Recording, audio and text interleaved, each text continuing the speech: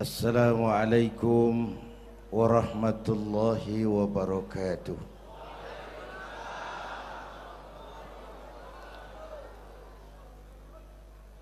Alhamdulillahilladzi asra bi'abdihi laylan minal masjidil haram ilal masjidil aqsa. Wassalatu wassalamu ala Sayyidina Muhammadin wa ala alihi wa ashabihi ahli sidqi wa tuqa, amma ba'du. Para ulama, para habaib yang saya muliakan, wabil khusus Fadilatul Mukarram Sahibul Bait Kiai Haji Uji Turtusi, yang terhormat Bapak Wali Kota Tangerang Bapak Haji Wahidin Halim, hadirin hadirat ma'asyiral muslimin yang saya cintai.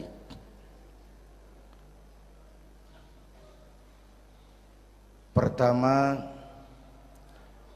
Isra dan Mi'raj adalah peristiwa besar yang hanya bisa diterima dengan iman. Peristiwa ini bukan tidak masuk otak, otaknya kekecilan untuk memahami peristiwa sebesar Isra dan Mi'raj. Satu perjalanan yang sangat jauh ditempuh dalam waktu yang amat singkat. Menurut otak tidak mungkin, menurut kebiasaan tidak bisa, menurut pengetahuan impossible, menurut iman apa yang tidak bisa kalau Allah yang mau. Itulah sebabnya peristiwa yang dahsyat ini menurunkan perintah solat sebagai sandaran vertikal bahwa kita memang perlu Allah. Kita memang perlu Allah. Itu sebabnya tempo hari lewat TV saya katakan hidup yang paling tenang itu hidup model tukang parkir. Baik tingali itu. Oh, pakai tingali. Tukang parkir di pasar, coba lihat, biar mobil banyak, mereknya bagus-bagus, nggak pernah sombong. Belum selesai, dengerin dulu, belum selesai. Nanti mobil pergi satu demi satu, habis sama sekali, dia nggak sedih. Mobil banyak nggak sombong, mobil habis nggak sedih. Kunaon? Apa kunaon itu? Lah sok poho deui. Kenapa bisa begitu? Ini nyengir tapi mikir, Pak. Ada muatan ini. Tukang parkir tidak merasa memiliki, tapi merasa dititipi. Siapapun yang merasa memiliki mesti takut kehilangan. Tapi kalau merasa dititipi, jabatan, harta, anak, istri, itu semua sekadar titipan, hiduplah seperti tukang parkir. Pertama, titipan tidak boleh bikin kita jadi sombong. Dititipin kok sombong, nggak pantas dong. Pak Zainuddin titip mobil ya, silakan. Yang punya mobil pergi, saya petatang, peteteng. Emangnya mobil kamu? Orang cuma nitip, dititipi kok sombong. Ada orang dititipi jabatan oleh Allah, sombong. Ada enggak? Ada enggak? Ada. Namanya Fir'aun. Tuh pejabat-pejabat sombong anak buah Fir'aun semua.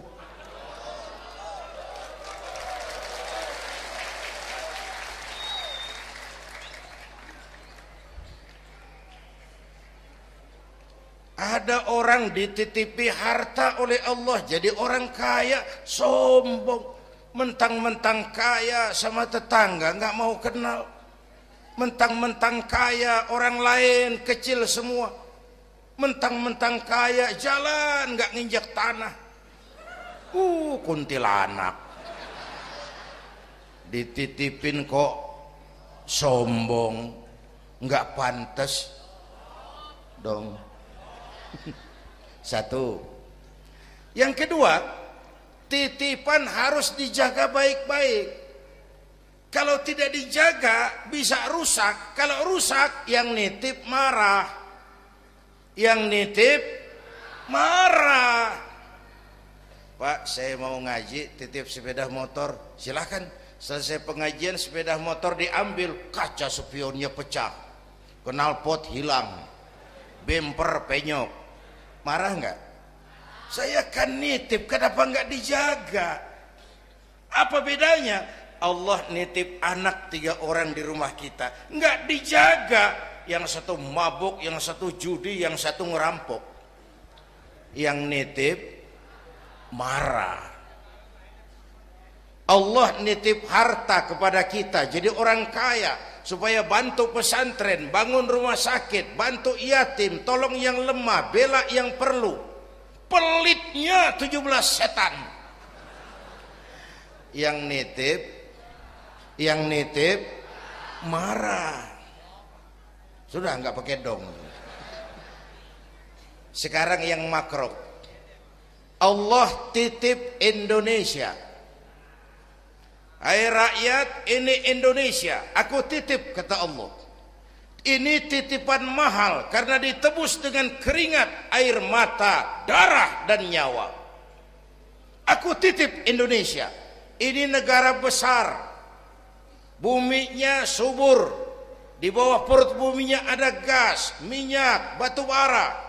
Kekayaan negeri ini dikuasai oleh negara. Tapi harus digunakan bagi sebesar-besar kemakmuran rakyat. Itu amanat. Disalahgunakan, dikorupsi. Yang nitip. Ini kan musim din-din ini lagi nggak enak bulan-bulan ini nih. Nazarudin, Syarifudin, yang ceramah Zainuddin lagi ini.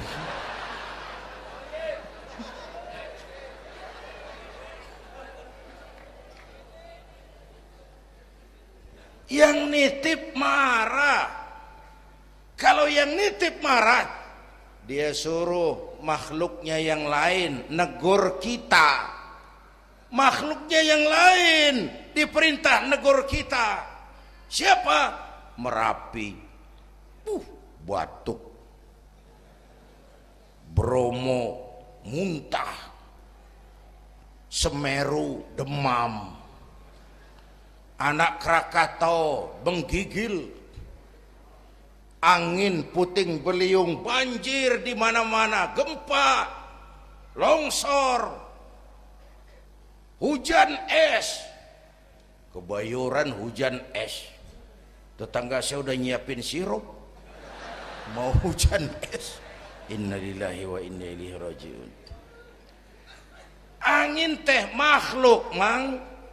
Air makhluk, gunung makhluk. Tidak mungkin makhluk bergerak sendiri. Eta teh Merapi teh demo, Mang, demo. Kalau kita rakyat kecil demo, Satpol PP turun. Kalau Merapi demo, siapa yang mau ngademin? Mbah Marijan. Selesai. Mbah Marijan udah kumpul sama Mbah Surip di alam barzah tuh. Udah rapat saya dengar. Kata Mbah Surip, tenang saja Mbah Marijan, tak gendong. Aman sudah.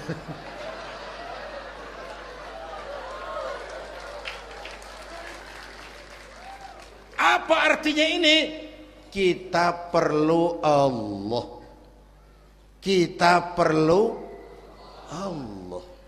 100 tahun kita bangun, selesai oleh gempa 5 menit. Itu Jepang negara maju, dihantam gempa, lumpuh 9,2 Richter, belum selesai tsunami, gelombang laut 10 meter naik ke darat, masih belum selesai, reaktor nuklir bocor, radioaktif gentayangan merenggut nyawa, terutama yang di Daiichi dan Fukushima. Fukushima tahu kan? Itu dari Cikupa ke kanan, ya dekat-dekat situlah.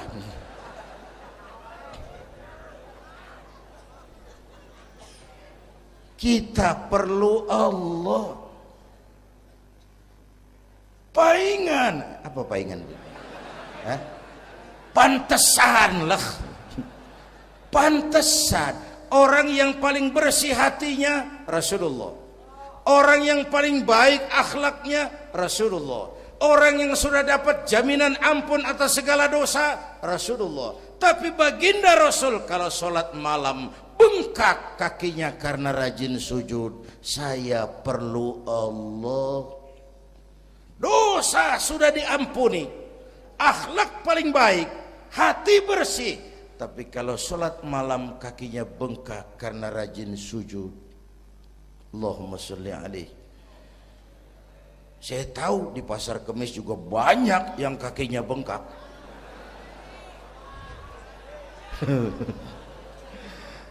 Kita perlu Allah. Itulah sebabnya dengan Isra Mi'raj turun perintah sholat agar kita punya senderan. Saya senderan ke tiang, tiangnya roboh, saya jatuh. Saya senderan ke tembok, temboknya ambruk, saya jatuh. Saya senderan sama orang kaya, dia jatuh miskin, saya selesai. Saya senderan sama jenderal, dia pensiun, saya selesai. Tapi kalau saya senderan kepada Allah, Allah tidak akan pernah miskin, tidak akan pernah berkurang kekuasaannya, tidak akan pernah lumpuh, dan seterusnya. Karena itu memperingati Isra Mi'raj, ayo dengan semangat memantapkan keimanan. Ini zaman entertain, orang pada pinter bikin bungkusan. Hati-hati sekarang banyak minyak babi cap unta. Sekarang ini kiai sama dukun tipis bedanya. Tuh kalau muncul di TV kadang-kadang kita bingung, kiai apa dukun sih? Pemburu hantu pakai sorban. Ntar kiai gue suruh pakai helm. Atribut aja udah kacau sekarang. Ini zaman entertain, orang pandai bikin bungkusan. Maka kembali kepada ajaran agama, kita harus disiplin. Semua konsep agama muaranya disiplin. Syahadat, apa? Disiplin akidah. Saya bersaksi tidak Tuhan selain Allah. Kalau begitu, saya tidak akan menyembah kecuali hanya kepada Allah. Saya tidak akan menyekutukannya dengan sesuatu pun. Lalu, saya bersaksi Nabi Muhammad utusan Allah. Kemudian, Nabi terakhir. Lalu tidak ada nabi sesudah beliau, harga mati, titik, disiplin. Berapa kali kita sudah dibohongi nabi palsu. Mulai dari Ahmad Musodik ya, pelatih badminton jadi nabi. Innalillahi wa inna ilaihi. Dapat wahyu di Bogor. Padahal di Bogor biasanya orang dapat talas itu. Dapat wahyu. Ditangkap polisi 4 tahun dihukum. Selesai dia Rancai Kek Bandung, namanya Zayuti, tukang cukur, ngaku dapat wahyu jadi nabi lagi, dan anehnya ada aja yang ikut. Selesai lalu pindah ke Jakarta, Lia Edan, ngaku Jibril, ditangkap di polisi, dihukum 2 tahun, 3 bulan lalu sudah bebas. Ditangkap, paling hebat polisi kita itu. Bukan cuma teroris, Jibril. Di mana di dunia ada polisi nangkap Jibril kalau bukan?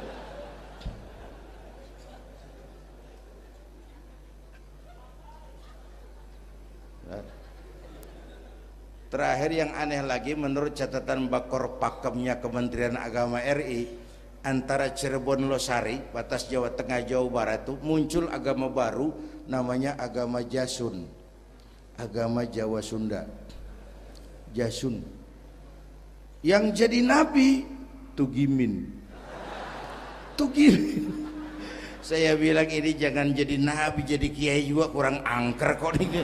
Al Mukarram Bapak Kiai Tugimin. Enggak ngangkat loh itu. Yang gak enak selawatnya. Kalau kita kan nikmat tuh tadi. Ya Habibi ya Muhammad. Asyik rasanya itu. Coba ganti sama yang tadi. Enggak serem Pak. Ya Habibi ya Tugimin. Enggak enak tuh. Enggak enak. Saudara-saudara, di Isra Mi'raj ada potret. Ketika di Masjidil Aqsa, malaikat Jibril datang nemui baginda Nabi, bawa 2 gelas minuman, arak, susu. Ya Muhammad, pilih, ambil, minum. Mantap, tidak ragu-ragu, Nabi mengambil gelas yang isinya air susu. Dengan bismillah beliau minum. Selesai minum kata malaikat Jibril, "Shaddaqta ya Muhammad, laqad asabtal haq." Kau benar Muhammad, pilihanmu tepat. Emangnya kenapa Jibril? Kalau arak yang kamu pilih, kamu ambil, kamu minum, habis umatmu jadi pemabuk semua. Ini potret Pak. Itu yang tiap hari kita hadapi, yaitu arak, susu, benar, salah, hak, batil, ma'ruf, munkar, halal, haram. Hati-hati, jangan salah pilih, karena ini zaman entertain. Banyak minyak babi cap onta. Kalau minyak onta cap babi itu masih halal. Ini minyak babi cap onta, kita terpedaya ngelihat merek onta. Iya. Mereknya onta, gambarnya onta, isinya minyak babi. Berapa bulan yang lalu ada penyanyi pencipta lagu mati, namanya Ari Bowo. Masih ingat lagunya? Bercerita tentang madu di tangan kananmu, racun di tangan kirimu. Kalau itu situasinya, memilih tidak sulit. Kenapa? Alamat jelas, madu di kanan, racun di kiri. Masa ambil yang di kiri? Goblok amat. Si amat saja tidak goblok. Sekarang ini alamat dibikin samar. Madu di mana, racun di mana tidak jelas. Lebih celaka lagi sekarang, banyak racun bermerek madu. Banyak racun bermerek madu. Kita terpedaya, terpesona, terpukau, akhirnya salah pilih. Maka resepnya jangan jauh dari ulama, makmurkan majelis taklim. Ini zaman entertain, orang pandai bangun pencitraan. Tuh, satu hal pertama yang ingin saya sampaikan. Iya, saya lihat jam doang. Sampai pagi, Beb. Yang kedua, ketika perjalanan dimulai, ada suara dari sebelah kanan. Muhammad, berhenti sebentar. Jangankan berhenti, menoleh saja tidak. Kanan selamat dari kiri. Muhammad, berhenti sebentar. Menoleh pun tidak. Kanan kiri selamat dari arah depan. Ada perempuan tua, pakaiannya menyolok, lipstiknya tebal, nenek-nenek pakai blue jean. Muhammad, berhenti sebentar. Menoleh pun tidak. Sudah lewat, kata malaikat Jibril, untung kamu tidak menoleh Muhammad. Kenapa Jibril? Panggilan kananmu Yahudi, kalau kamu menoleh umatmu cenderung Yahudi. Panggilan kirimu Nasrani, kalau kamu menoleh umatmu gandrung kepada Nasrani. Itu perempuan tua dengan pakaian menyolok, itu dunia Muhammad. Dunia teh sudah tua, tapi karena dipoles, dibangun, dipoles, dibangun, dibangun, dipoles, orang nggak terasa kalau dunia sudah tua. Berebut harta, berebut warisan, sama juga berebut nenek-nenek. Makan habisin. Ini perjalanan, ini pun potret. panggilan Yahudi, panggilan Nasrani, panggilan dunia, materialisme, hedonisme, berat sekarang ini. Berapa malam lalu saya masuk Serpong. Saya senang lihat Serpong berubah jadi kota satelit. Bangunannya bagus-bagus. Saya telisik, sekolahnya Don Bosco, Santa Maria, Santa Ursula. Gerejanya, mbahnya gereja dibangun di pojok itu. Serpong. Awas panggilan Nasrani. Saya masuk Bekasi, Sukmajaya. Sekolahnya Yayasan Penabur. Mulai dari TK sampai perguruan tinggi. Gerejanya besar. Awas panggilan Nasrani. Bahkan di Karawang mereka sudah bangun kuburan mahal. San Diego. Ada teman saya pengusaha bikin pesan kuburan 200 meteran itu 5 miliar. Karena tanahnya berbukit, bergunung, indah dan malaikatnya rada baik. 5 miliar.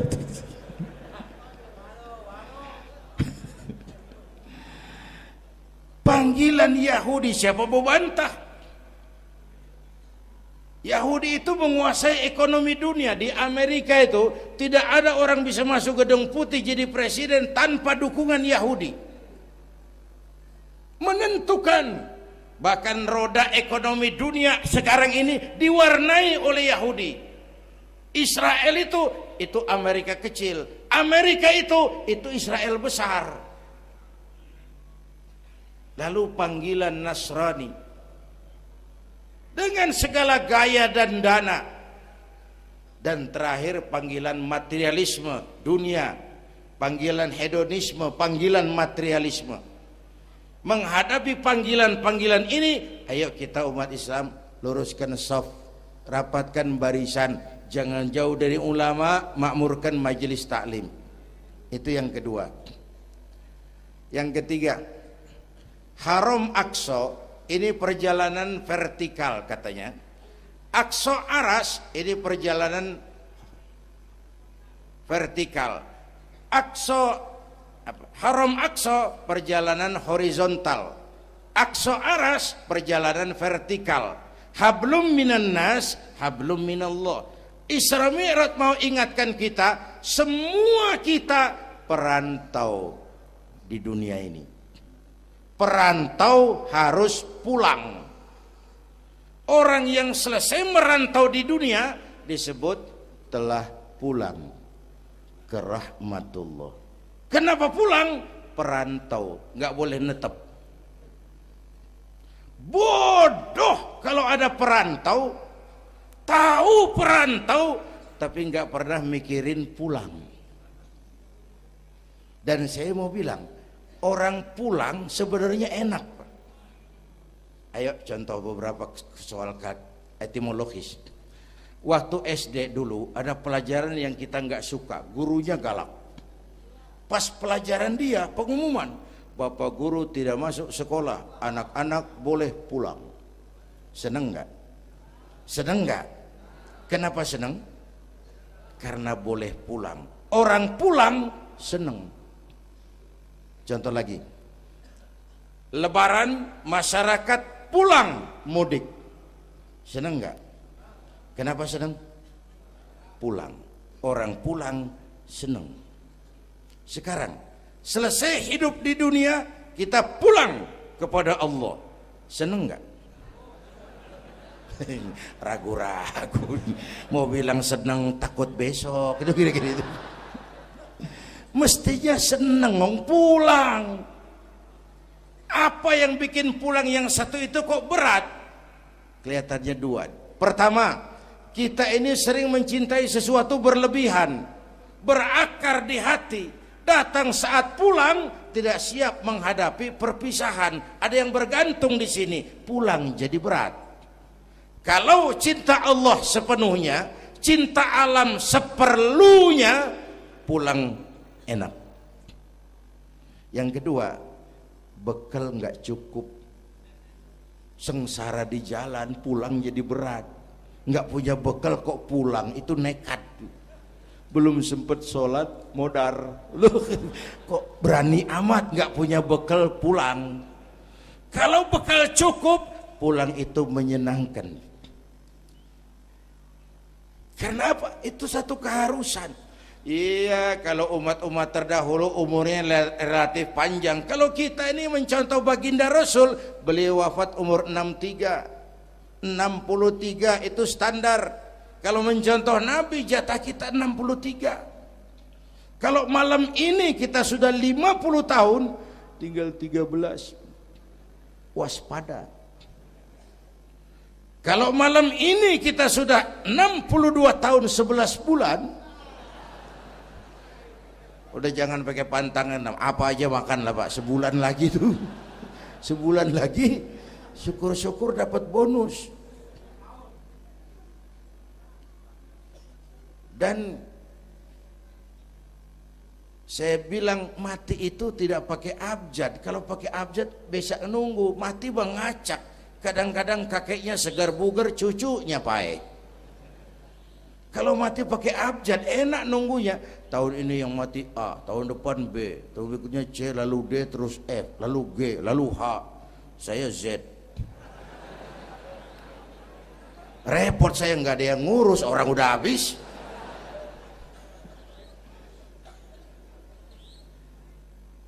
Bapak Ibu hadirin, malah aneh.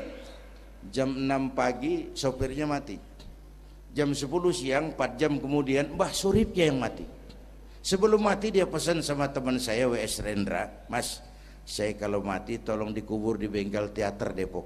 Monggo, dikubur sama Rendra. Belum seminggu Rendranya ngikut, mati. 1 bulan sebelum Rendra, lebih dahsyat lagi, Michael Jackson mati. The King of Pop, raja pop dunia, mati. Apalagi penyanyi keroncong, lebih mati lagi. Ada hidup sesudah mati, ada akhirat sesudah dunia. Semua kita perantau, dan perantau harus pulang. Bapak Ibu hadirin yang saya hormati, oleh karena itu, dengan semangat itu, ayo kita tingkatkan ibadah kepada Allah Subhanahu. Penutup, Isra Mi'raj itu filter. Setelah terjadi peristiwa itu kelihatan, yang beriman makin mantap, ini golongan Abu Bakar Siddiq. Yang kafir makin kurang ajar, ini golongan Abu Jahal, Abu Lahab, Abu Sufyan, dan abu-abu lain kumpul di situ. Yang ragu-ragu kafir lagi. Ini kristalisasi. Maka dengan memperingati Isra Mi'raj ditambah dengan semangat sholat berjamaah, ayo kita jaga kesatuan, persatuan, kerukunan, dan kekompakan. Bapak Ibu hadirin yang saya hormati, saya bersyukur walaupun belum pernah hadir, tapi saya tahu tiap minggu pagi pengajian Kiai Uci ini dibanjiri oleh jamaah. Alhamdulillah, kita doakan beliau diberikan kekuatan dan pengajian jalan terus sampai kira-kira kiamat, kurang seminggu. Jangan sampai kiamat lah, ngeri. Saudara-saudara, itu yang kita perlukan sekarang.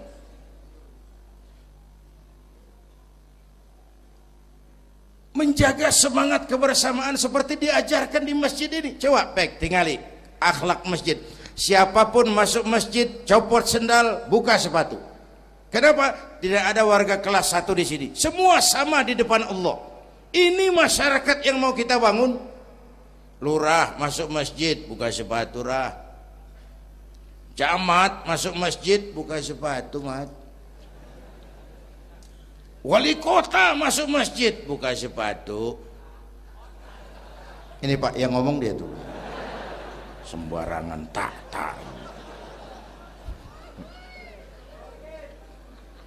Gubernur masuk masjid, buka sepatu Nur. Presiden masuk masjid, buka sepatu Den. Ini masyarakat yang mau kita bangun. Kan keadilan di negeri kita ini masih mahal. Hukum masih sering seperti pisau, tajam ke bawah, tumpul ke atas. Kalau yang kecil salah hukum cepat-cepat ditegakkan, yang besar salah cicing wae pura-pura tenyaho. Itu yang melukai rasa keadilan. Bapak Ibu hadirin yang saya hormati, itu yang melukai rasa keadilan. Kalau mau lapor kehilangan ayam, itu harus jual kambing.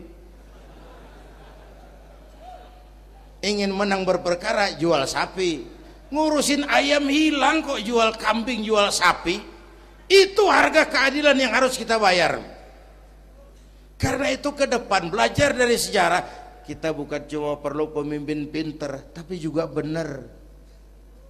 Malahan lebih baik benar enggak tapi pintar ketimbang pintar tapi enggak benar. Capek dibohongi pemimpin yang cuma pintar tapi enggak benar. Disuruh ngurus beras malah nimbun beras, disuruh ngurus laut jadi bajak laut, disuruh ngurus hutan rame-rame jadi orang hutan. Gitu.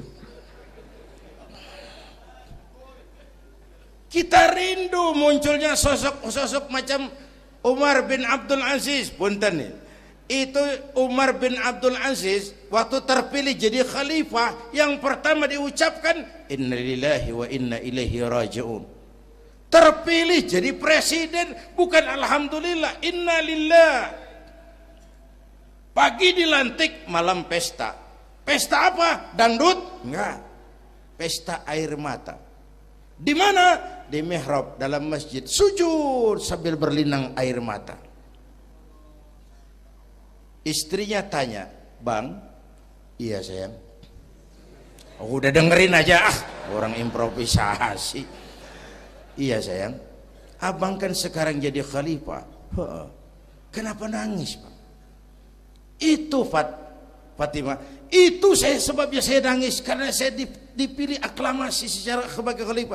Setelah jadi pemimpin yang terbayang oleh saya, yatim piatu yang merintih kelaparan, janda-janda tua yang perlu bantuan, rakyat saya yang belum bisa menemukan haknya secara wajar, saya takut saya zalim kepada mereka. Saya nangis mohon pertolongan Allah." Pagi dilantik, malam pesta, tahajud. Esok harinya karena pemimpin baru, banyaklah pejabat-pejabat gubernur cari muka.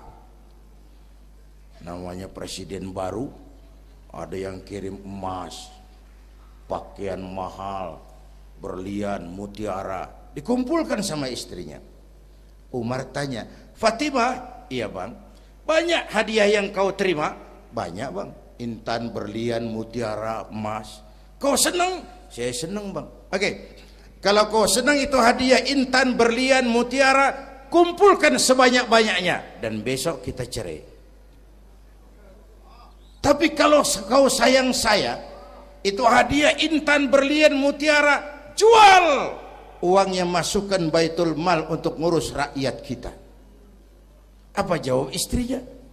Istrinya pun istri beriman, gak mentang-mentang istri pejabat lalu ikut-ikutan borong proyek suaminya. Kata Fatimah, "Abang?" "Iya sayang." "Apalah artinya intan berlian tanpa engkau di sisiku Bang?" Jual sajalah, jual untuk ngurus kepentingan rakyat. Yang nyata-nyata hadiah pribadi dijual ngurusi rakyat. Jangan yang sudah nyata-nyata milik rakyat masih disunatan.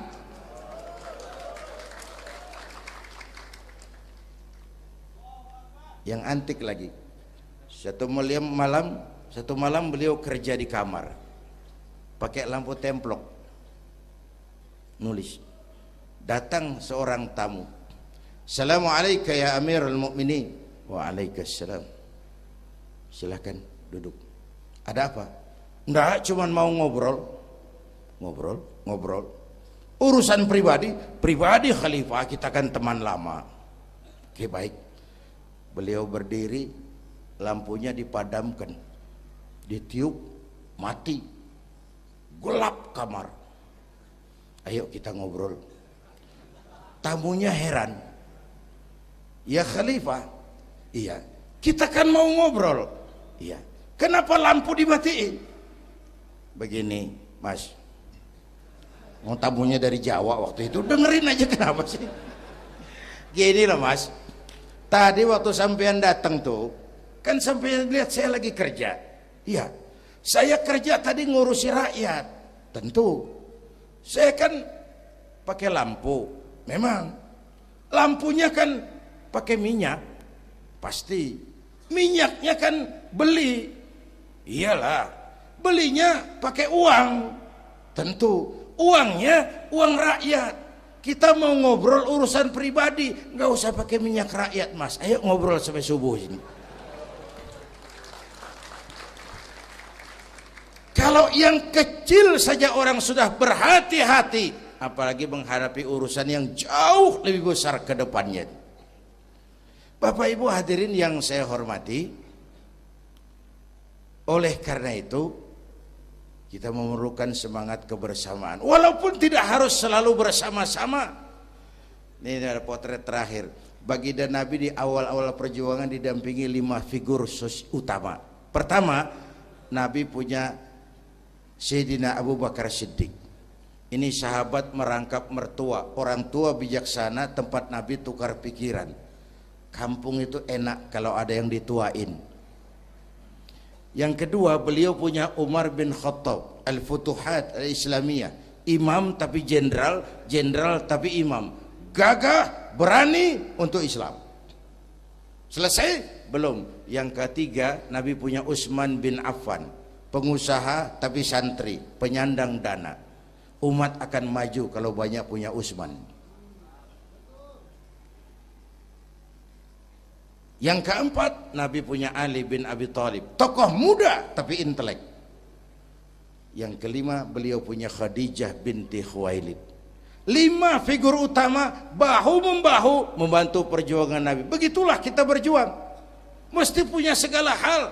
Mesti punya senjata yang namanya golok, gergaji, pisau, silet. Harus punya. Kapan makainya? Lihat lawannya. Yang kamu hadapi apa? Kumis Pak. Silet turun. Yang kamu hadapin apa? Akar kayu nangka Pak, kampak maju. Ini kita sering emosi nggak para rugu.